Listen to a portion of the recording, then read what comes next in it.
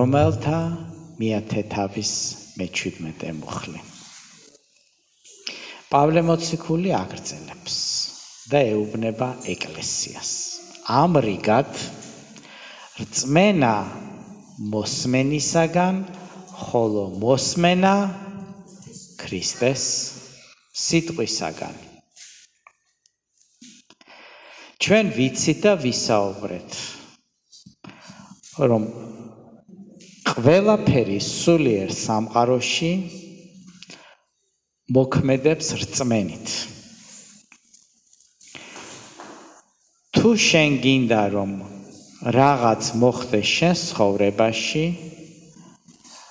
უნდა კონდეს რწმენა. მაგალითად, ჩვენ აქ გვაქვს პროექტორი, კომპიუტერი, მობილური, ინტერნეტი. ეს ყველაფერი მუშაობს ელექტროენერგიით. თუ არ იქნება ელექტროენერგია, ყველაფერი გაითიშება, ხო ასეა? ელექტროენერგიის გარეშე არ მუშაობს არაფერი. ის ხელსაწყოები, რომელიც დამოკიდებულია დენზე. როდესაც ჩვენ ვამბობთ ხოლმე, რომ ჩვენ გვჭირდება ელექტროენერგია ყველაფრის ასამუშავებლად, თქვენ ახსნა არ გჭირდებათ, რას ნიშნავს ეს.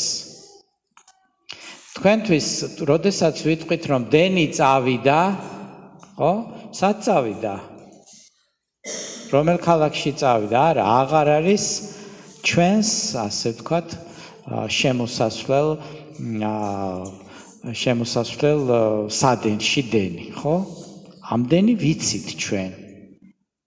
რომ რაღაც ის ძალა და ენერგია არ აქვს, რაცა უნდა შეაერთო როზეტში შენი მობილური, თუ არ მოდის ის ენერგია, არ დაიტენება.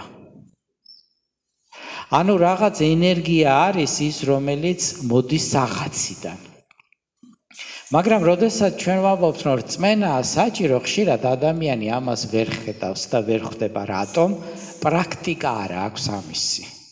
ჩვენ დენის წასვლა მოსვლის პრაქტიკა გვაქვს და როდესაც ვამბობთ, რომ დენი წავიდა, აღარ არის დენი, გასაგებია ყველაფერი. მაგრამ თუ შუა საუკუნეებიდან მოიყვან კაც და გეყოლება სტუმარი შუა საუკუნიდან დღეს 21 საუკუნეში და ეტყვი, რომ დენი წავიდა და ჩვენ ახლა ვეღარ წავალთ სადღაც, ის კითხავს, რას, ვინ დენი წავიდა, სად წავიდა, რა არის დენი, ვინ არის დენი, რატომ? იმიტომ რომ პრაქტიკა არ აქვს, არასოდეს ქონია შეხება მასთან. ამიტომ ზოგიერთ ადამიანს არ აქვს შეხება რწმენასთან. კი იცის ეს სახელი, მაგრამ შეხება არ აქვს მასთან. და თუ კი შუა საუკუნეების თან გადმოსულ ადამიანს ეტყვი, რომ დენი წავიდა და თუ კი მან შეხედა, რომ გუშინ შენ შეაერთე მობილური და დაიტენა იმ როზეტიდან, დღესაც შეაერთებს, როდესაც დენი წავიდა, ვერ მიხვდება, რატო არ იტენება. შეერთებით ხო დაიტენა. და ახლა რატო არ ირთვება? შენეუბნები დენი წავიდა, ძალა აღარ არის მასში, მაგრამ ის ვერ ხვდება, იმიტომ რომ მხოლოდ როზეტს უყურებს. ასე არის რელიგია. რელიგიური რიტუალი. შენ კი ასრულებ რიტუალს, მაგრამ დენი წავიდა, მეგობარო. დენი არ არის მასში. რიტუალის როზეტში დენი არ არის. ამიტომ პავლე მოციქული ხსნის ახლა, რომ რწმენა არის ყველაფრის საფუძველი. მაგრამ რწმენა როგორ იყოს, დენი როგორ მოვიდეს? რწმენა მოსმენისაგან არის. მარტო როზეტი არ შველის საქმეს. ელექტროსადგური უნდა ამუშავდეს. ელექტროსადგური კიდე წყლის ძალამ უნდა ამუშაოს. პროცესი არის. ეხლა უხსნის პავლე მოციქული, როგორც კარგი ფიზიკოსი თუ ელექტრიკოსი აუხსნის, ასე უხსნის პავლე მოციქული სულიერ სამყაროში რა ხდება. რწმენა მოსმენისაგან არის. ხოლო მოსმენა ქრისტეს სიტყვისაგან. იმისათვის რომ შენ რწმენა მოგეცეს, რომელიც მთებს გადაადგილებს. იმისათვის რომ რწმენა გქონდეს, უნდა მოისმინო. მოისმინო ღმერთის სიტყვა. ყველაფრის მოსმენით არ მოდის რწმენა. ყველა ადგილზე არ მოდის რწმენა. ელექტროსადგურის ამუშავებით მოდის ელექტროენერგია. მაგრამ ბეტონის ქარხნის მუშაობით ელექტროენერგია არ მოდის. ყველაფრის მოსმენით არ მოდის რწმენა. რწმენა მოდის ღმერთის სიტყვის მოსმენით. რწმენა გადამრჩენელი რწმენა. თავისუფლების მომცემი რწმენა მოდის იესო ქრისტეს სიტყვებისაგან. ამიტომ არის მნიშვნელოვანი ჩემო მეგობარო წაიკითხო და ასევე მოისმინო. მოდით გავაგრძელოთ რას ამბობს პავლე მოციქული. მაშასე რწმენა ღმერთის სიტყვის მოსმენისაგან.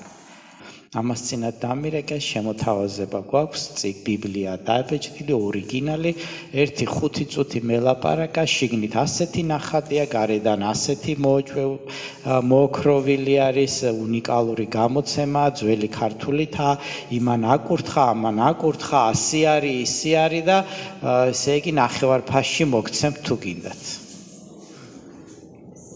ის კი არ მითხრა შიგნით რა წერია როგორ იყო გაფორმებული გაფორმებისგან არ მოდის რწმენა. რწმენა მოდის წაკითხვისაგან.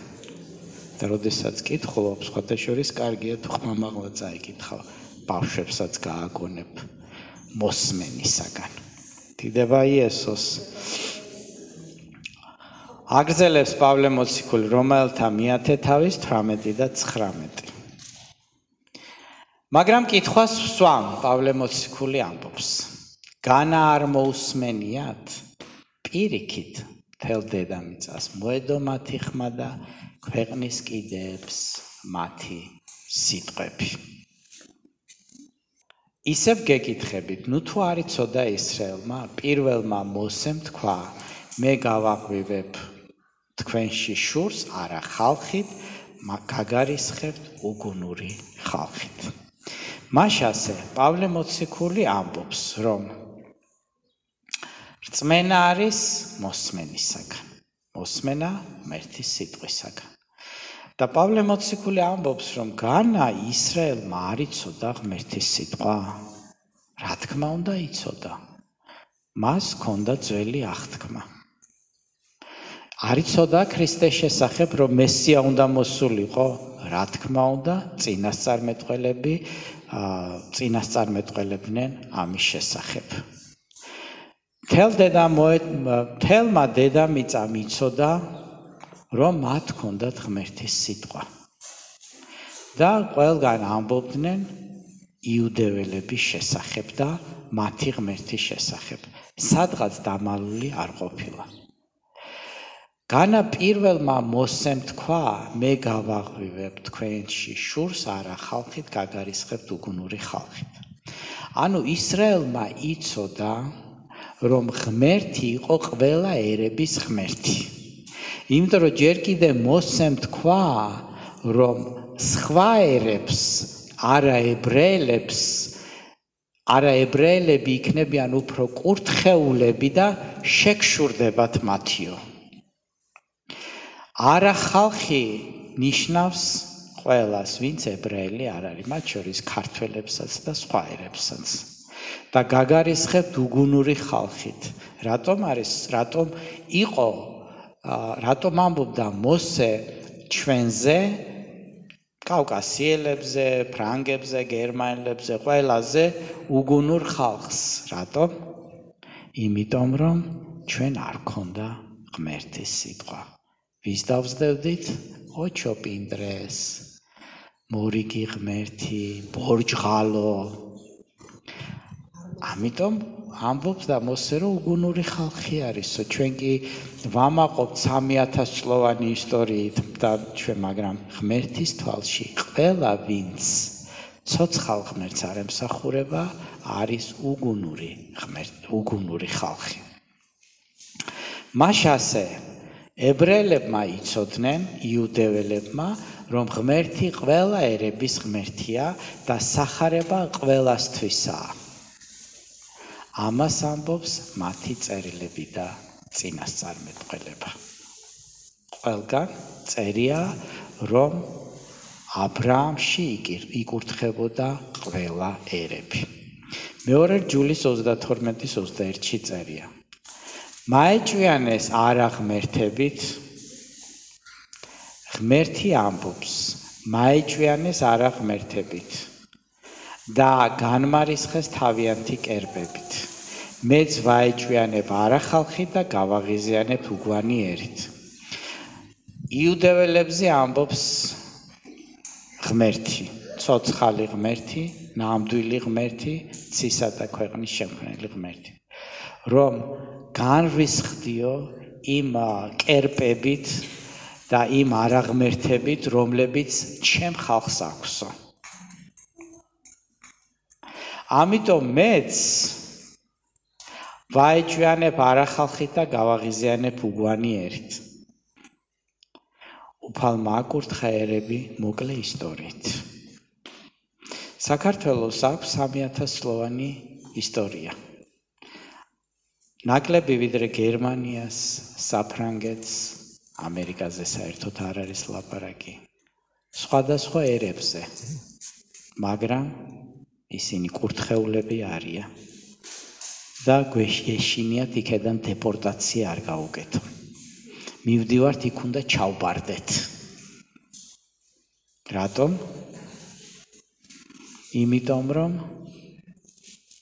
მათ აირჩიეს თავის დროზე რეფორმაცია და შეცვალეს წესრიგი მათი ცხოვრებისა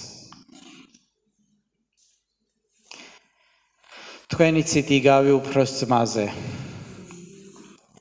უძღებიშვილის იგავი იცით ხო როდესაც უმცროსი ძმა მოვიდა ჩაეხუტა მამა მას და თქვა რომ მიეცით ესე იგი საუკეთესო ბეჭედი გაუკეთეთ საუკეთესო ის დაკალით სამოსელი ჩააცვით მოვიდა უფროსი ძმა და დაიწყო ბუზღუნი რატო დაიწყო ბუზღუნი მე ტრადიციული ვარ მე ძველი ვარ მე ასეთი ვარ მე ისეთი ვარ მე გემსახურებოდი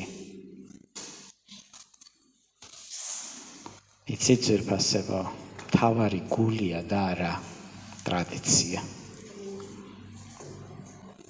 რომელთა 10-20 როგორ არ უყვარდათ პავლე მოციქული ხლა ხვდებით ხოლო ესაია გაბედულად ამბობს მიპოვეს მათ ვინც არ მეძებდა გამოვეცხადე მათ ვინც არ კითხულობდა პავლე მოციქული ეხლა ამაღლებს არაერებს ასე ვთქვათ და წარმართებს და ებრაელებს ეუბნება რადგან თქვენ არ იღებთ იესო ქრისტეს ისინი უფრო კურთხეულები იქნებიან ვიდრე თქვენ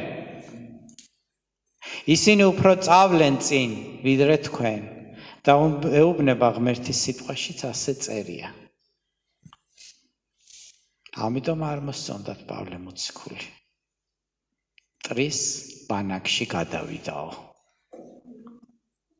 აგენტიაო რომელთა 10-21 აგრძელებს პავლე მოციქული ხოლო ისრაელს ეუბნება ღმერთი წინასწარმეტყველებაც იშველიებს თელ დღეს ვიწვდიდი ჩემს ხელებს ურჩი და გაუგონარი ხალხისკენ ღმერთის გული არის საოცარი ზოგჯერ მორწმუნეს მიმართ აი ზეციდან შოპილი ეკლესიის წევრის მიმართ თელ დღეს იწვდის ხელებს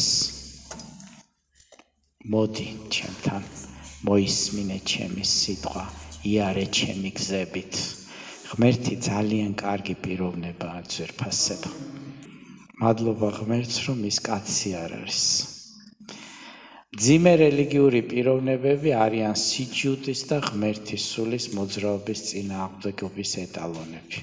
აი რელიგიური რო არის პიროვნება, აი მაგალითად ჩვენ როდესაც ვეუბნებით და ვქადაგებთ, ხო? ადამიანები იღებენ ხოლმე ამას, დაფიქრდებიან და ეკლესიაშიც მოდიან. მაგრამ თუ არის აი რელიგიური პიროვნება, რომელიც ეკუთვნის რაღაც რელიგიურ ინსტიტუციას, ძალიან რთულია მის გონებაში შეაღწიო.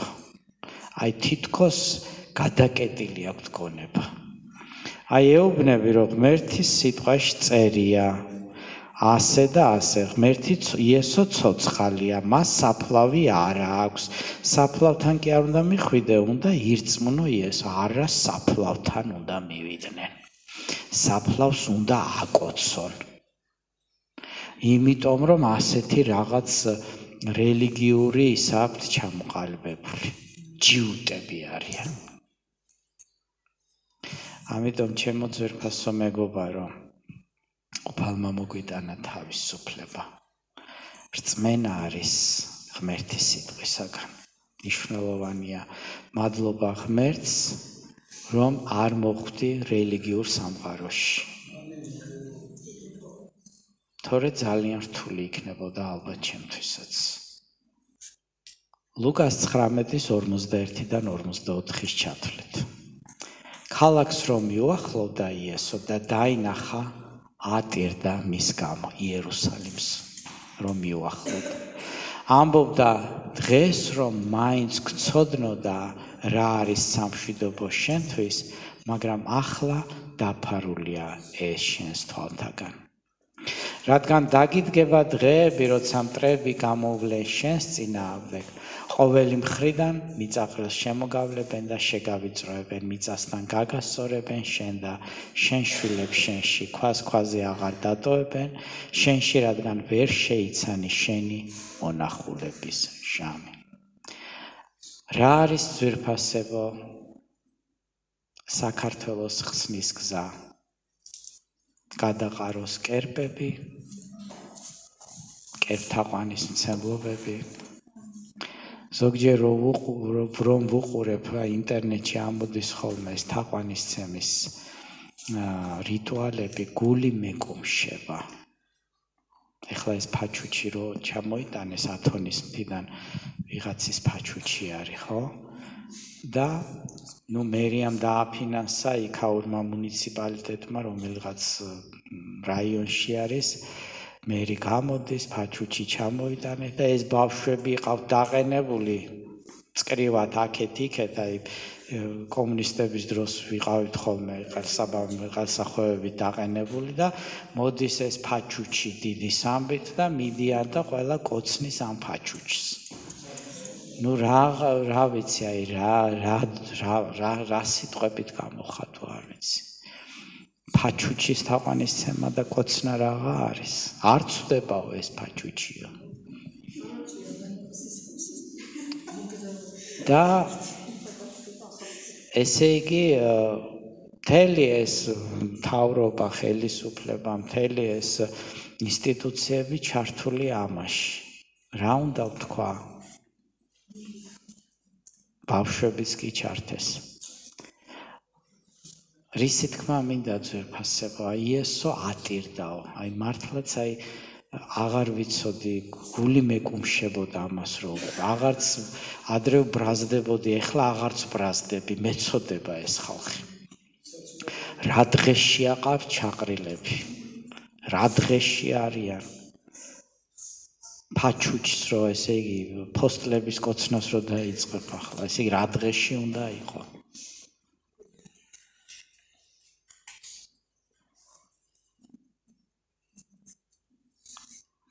ამიტომ იესოც ტიროდა, რა იქნა. და მართლაც 70 წელს ქვაქვაზე აღარ დარჩა. და ზუსტად შესრულდა მისი წინასწარმეტყველება სამწუხაროდ. 70 წელს იერუსალიმი დაინგრა სრულად, ტაძარი სრულად გააპარდახეს და ესე იგი როგორც